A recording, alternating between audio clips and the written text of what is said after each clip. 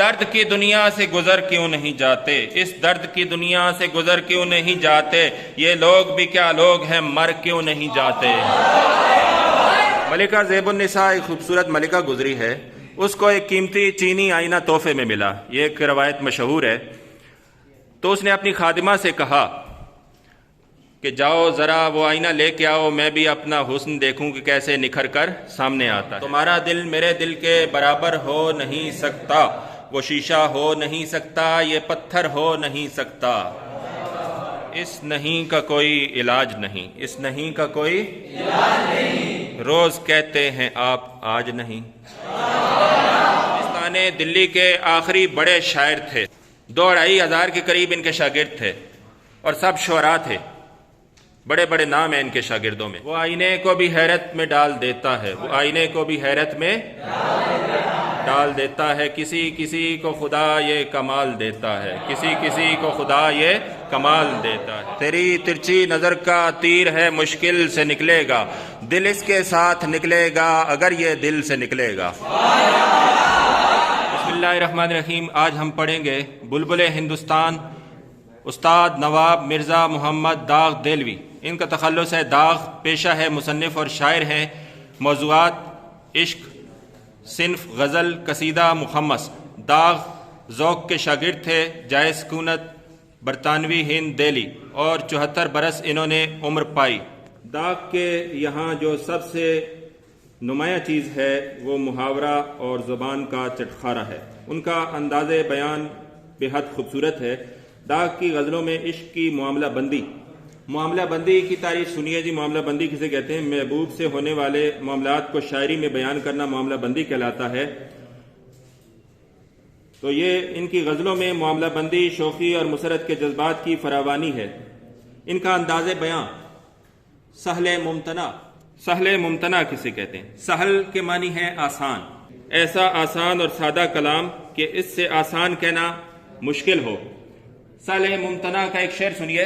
تم میرے پاس ہوتے ہو گویا، تم میرے پاس ہوتے ہو گویا، جب کوئی دوسرا نہیں ہوتا، جب کوئی دوسرا نہیں ہوتا، یعنی ایسا شعر جس کی نثر نہ کی جا سکے، اتنا آسان کلام، لیکن اگر کوئی دوسرا اس کی کوشش کرے ایسا شعر کہنے کی تو اس کو بے حد دشواری پیش آئے، تو اس کو کہتے ہیں سہل ممتنع۔ علامہ اقبال نے بھی انہیں اپنا کلام اصلاح کے لیے ارسال کیا، تو ان کی موت پر انہوں نے ایک پرتاثیر مرثیہ بھی لکھا جس میں داغ کی شاعری کی خوبیاں بیان ہوئی ہیں۔ داغ کی شاعری کے مجموعے دیکھیے، متاب داغ، گلزار داغ، آفتاب داغ، یادگار داغ۔ تو 1905 میں حیدرآباد میں ان کا انتقال ہوا۔ تو داغ دہلوی دبستان دلی کے آخری بڑے شاعر تھے، استاد داغ دہلوی، 2,500 کے قریب ان کے شاگرد تھے اور سب شعراء تھے، بڑے بڑے نام ہیں ان کے شاگردوں میں۔ داغ کی شاعری سماعت کیجئے۔ کبھی فلک کو پڑا دل جلوں سے کام نہیں، کبھی فلک کو پڑا دل جلوں سے کام نہیں، اگر نہ آگ لگا دوں تو داغ نام نہیں۔ تمہارا دل میرے دل کے برابر ہو نہیں سکتا، وہ شیشہ ہو نہیں سکتا، یہ پتھر ہو نہیں سکتا۔ ہاتھ نکلے اپنے دونوں کام کے، ہاتھ نکلے اپنے دونوں کام کے، دل کو تھاما ان کا دامن تھام کے، دل کو تھاما ان کا دامن تھام۔ داغ کے سب حرف لکھتے ہیں جدا، ٹکڑے کر ڈالے ہمارے نام کے، ملاتے ہو اسی کو خاک میں جو دل سے ملتا ہے، میری جان چاہنے والا بڑی مشکل سے ملتا ہے۔ اس نہیں کا کوئی علاج نہیں، اس نہیں کا کوئی علاج نہیں، روز کہتے ہیں آپ آج نہیں۔ غضب کیا تیرے وعدے پہ اعتبار کیا، تمام رات قیامت کا انتظار کیا۔ یہ پہلا شعر دیکھیے داغ دہلوی۔ آئینہ اپنی نظر سے نہ جدا ہونے دو، آئینہ اپنی نظر سے کوئی دم اور بھی آپس میں ذرا ہونے دو، کوئی دم اور بھی آپس میں ذرا ہونے دو۔ اب یہ شعر دیکھیے، اس میں مشکل الفاظ۔ آپس میں ذرا ہونا کیا مراد ہے؟ لڑنا جھگڑنا، ٹکراؤ۔ آئینہ، آئینے پہ شعر سنیے۔ دوسروں پر اگر تبصرہ کیجئے، دوسروں پر اگر تبصرہ کیجئے، سامنے آئینہ رکھ لیا کیجئے، سامنے آئینہ رکھ لیا کیجئے۔ خود آئینہ تو ایک غلط سی مثال ہے، خود آئینہ تو ایک غلط سی مثال ہے آئینے میں کچھ تو وہ تیرا جمال ہے۔ وہ آئینے کو بھی حیرت میں ڈال دیتا ہے، وہ آئینے کو بھی حیرت میں ڈال دیتا ہے، کسی کسی کو خدا یہ کمال دیتا ہے، کسی کسی کو خدا یہ کمال دیتا ہے۔ آئینہ اپنی نظر سے نہ جدا ہونے دو، یہ محبوب سے خطاب ہے۔ اے میرے محبوب بس آئینہ ہی دیکھتے رہنا، چاہنے والوں کی طرف ذرا بھی توجہ نہ کرنا۔ محبوب نئے نئے رنگوں سے زیب و زینت اور آرائش کا اہتمام کرتا ہے۔ آئینے میں محویت سے خود میں مگن رہے گا، عاشق اس کے ظلم و ستم سے بچے رہیں گے۔ یا وہ اپنے عکس سے ہی لڑتا جھگڑتا ہے اور کبھی یہ خیال کرتا ہے کہ یہ آئینہ مجھ سے کمتر ہے، حسن میں مجھ سے کمتر ہے۔ بس آئینہ ہی دیکھتے رہنا، آئینے کو خود سے جدا نہ کرنا، ہم تمہارے ظلم و ستم سے بچے رہیں گے۔ آئینے کی بات چھڑی تو ایک حکایت سنیے، ایک روایت سنیے، بڑی مشہور ہے۔ ملکہ زیب النساء ایک خوبصورت ملکہ گزری ہے، اس کو ایک قیمتی چینی آئینہ تحفے میں ملا، یہ ایک روایت مشہور ہے۔ تو اس نے اپنی خادمہ سے کہا کہ جاؤ ذرا وہ آئینہ لے کے آؤ، میں بھی اپنا حسن دیکھوں کہ کیسے نکھر کر سامنے آتا ہے۔ تو خادمہ وہی آئینہ لے کے آ رہی تھی کہ اسے ٹھوکر لگی اور آئینہ گر کر چکنا چور ہو گیا۔ تو گھبرائی ہوئی ملکہ کے پاس آئی، ملکہ نے اس سے آئینے کے متعلق استفسار کیا تو اس نے مصرع موضوع کیا۔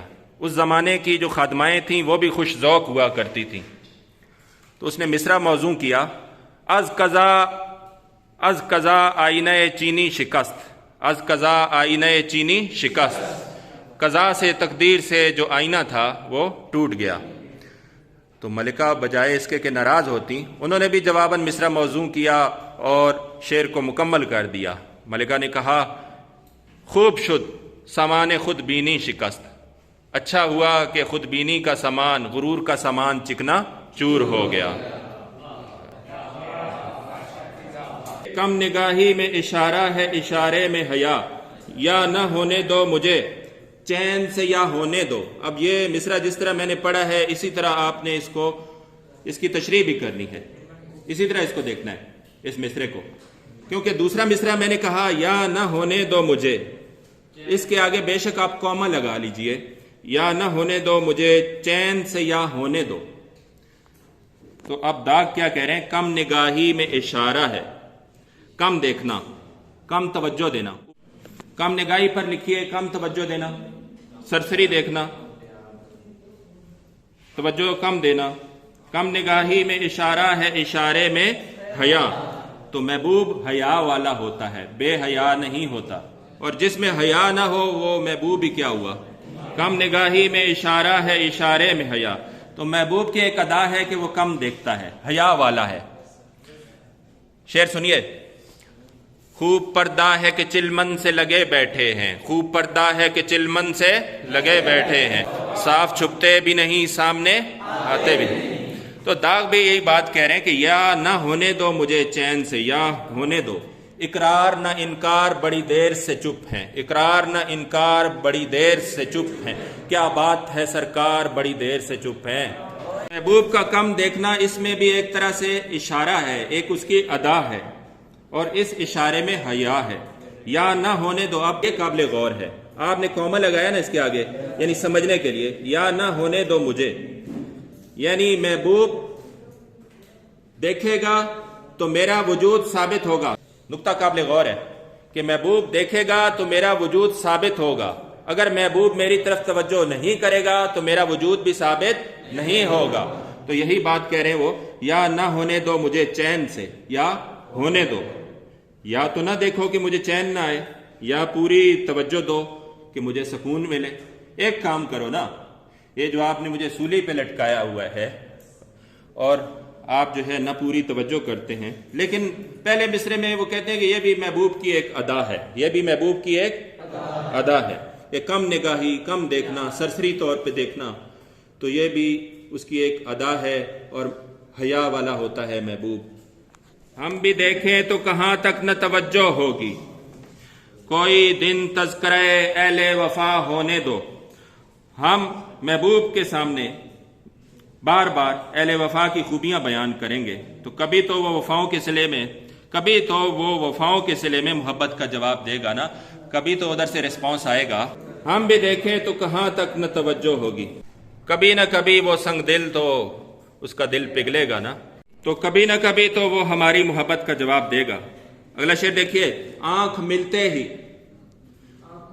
ملتے ہی کہوں خاک حقیقت دل کی, دیکھ کر جلوہ میرے ہوش بجا ہونے دو. ہوش بجا ہونا, ہوش میں ہونا.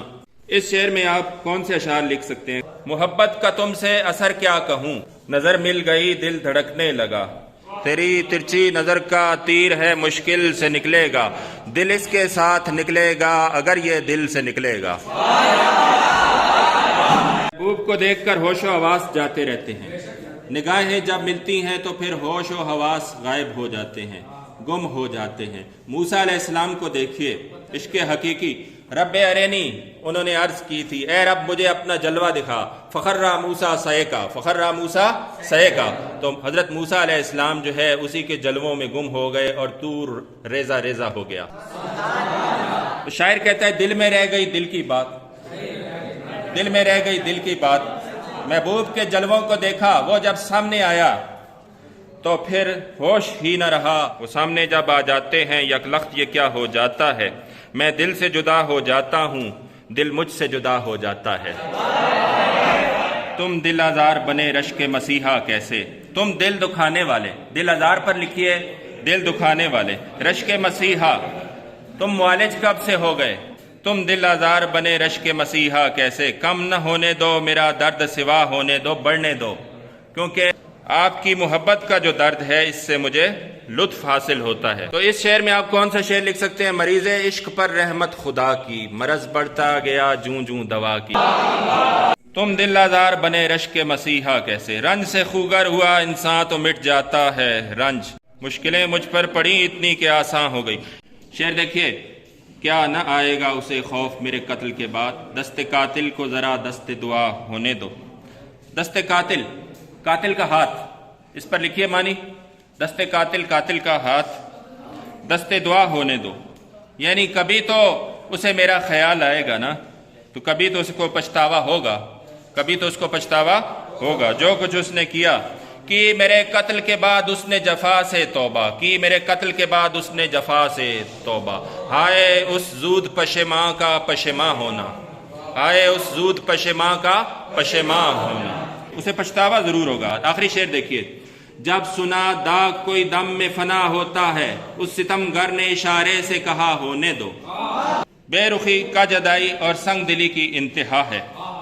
کسی نے اس کی توجہ داغ کی طرف دلائی, محبوب کی توجہ. اب جا رہا ہے داغ, اب تو نظر کرم کر لو. تو اس نے سنگ دلی سے, روایتی سنگ دلی سے کہہ دیا کہ مرنے دو. کہا اس بت سے مرتا ہوں تو مومن, کہا میں کیا کروں مرضی خدا کی, کہا میں کیا کروں مرضی خدا کی. اس درد کی دنیا سے گزر کیوں نہیں جاتے, اس درد کی دنیا سے گزر کیوں نہیں جاتے, یہ لوگ بھی کیا لوگ ہیں مر کیوں نہیں جاتے.